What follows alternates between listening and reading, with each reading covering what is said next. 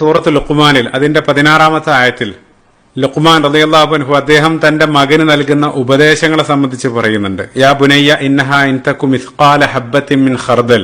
അപ്പൊ അദ്ദേഹം മകന് പറഞ്ഞു കൊടുക്കുകയാണ്, ഒരു കടുകുമണിയോളം വലിപ്പമുള്ള ഒരു കാര്യം, അല്ലെങ്കിൽ ഒരു കടുകുമണി അത് ഭൂമിയിൽ എവിടെയെങ്കിലും, ഭൂമിയിലുള്ള ഏതെങ്കിലും ഒരു പാറക്കെട്ടിനുള്ളിൽ നിങ്ങൾ ഒളിപ്പിച്ചാലും, അതായത് കറുത്ത പാറക്കുള്ളിൽ ആ ചെറിയ കടുകുമണി നിങ്ങൾ ഒളിപ്പിച്ചാലും, ഇനി ഭൂമി വേണ്ട, ഈ വാനലോകത്ത് അതല്ലെങ്കിൽ പ്രപഞ്ചത്തിൽ എവിടെ നിങ്ങൾ കൊണ്ടുപോയി വെച്ചാലും, സുബ്ഹാനല്ലാഹ്, പറയുന്നതിനെ കുറിച്ചൊന്ന് ചിന്തിച്ചു നോക്കുക. അപ്പൊ നമ്മുടെ ഉള്ളംകൈയിൽ വെച്ച ഒരു കടുകുമണി, അപ്പൊ അത് ഈ റൂമിൽ തന്നെ വളരെ ചെറുതാണ്. നമ്മൾ സൂം ചെയ്ത് ഇങ്ങനെ പോവുകയാണെങ്കിൽ ആ റൂം കഴിഞ്ഞ് പിന്നീട് നമ്മുടെ പട്ടണം കഴിഞ്ഞ് ആ വിശാലമായിട്ടുള്ള ഭൂമിയും കഴിഞ്ഞ് നമ്മൾ ആ സൂം ചെയ്ത് ഇങ്ങനെ പോവുകയാണെങ്കിൽ ആ സൗരയുധത്തിൽ തന്നെ ഒരല്പം കൂടെ പോകുന്ന സമയത്ത് നമ്മുടെ ഭൂമി തന്നെ ഒരു കടുകുമണിയോളം ചെറുതാകും. അപ്പൊ വീണ്ടും വീണ്ടും സൂം ചെയ്ത് നിരവധി ഗാലക്സികളെല്ലാം കടന്നു പോകുന്നതിനനുസരിച്ച് നമുക്കറിയാവുന്ന ആ മൊത്തം പ്രപഞ്ചമായിട്ട് കമ്പയർ ചെയ്യുന്ന സമയത്ത് നമ്മുടെ കയ്യിലുള്ള ആ കടുകുമണി എത്ര ചെറുതാണ്.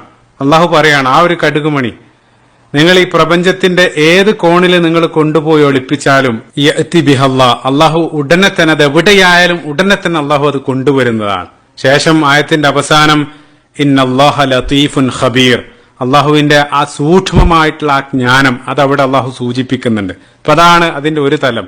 രണ്ടാമത്തെ അതിന്റെ ഒരു തലം ഞാൻ പറഞ്ഞു, അഗോചരമായിട്ടുള്ള രൂപത്തിൽ, അദൃശ്യമായിട്ടുള്ള രൂപത്തിൽ നമുക്ക് വേണ്ടി പ്രവർത്തിക്കുക. പരിശുദ്ധ ഖുർആനിലെ സൂറത്ത് ശൂറയുടെ 19-ാമത്തെ വചനത്തിൽ അള്ളാഹു ലതീഫും ബിഇബാദിഹി അള്ളാഹു പറയുന്നുണ്ട്. വളരെ പ്രസിദ്ധമായി തീർന്ന ആ ഒരു കോട്ടിൽ പറയുന്നത് പോലെ, ഗോഡ് വർക്ക്സ് മിസ്റ്റീരിയസ് വേസ്, അതായത് ദൈവം വളരെ നിഗൂഢമായിട്ടുള്ള വഴികളിലൂടെയാണ് പ്രവർത്തിക്കുക. ആ ഒരു ആശയത്തെ അന്വർത്ഥമാക്കുന്നതാണ് അൽ ലത്തീഫ് എന്നുള്ള ആ ഒരു നാമം. അപ്പൊ അത് നമ്മുടെ ജീവിതത്തിലേക്ക് വരുന്ന സമയത്ത് നമ്മൾ അറിയുന്നില്ലെങ്കിലും അല്ലെങ്കിൽ നമ്മൾ കാണുന്നില്ലെങ്കിലും ആ സാന്നിധ്യം സദാ നമ്മോടൊപ്പം ഉണ്ട്.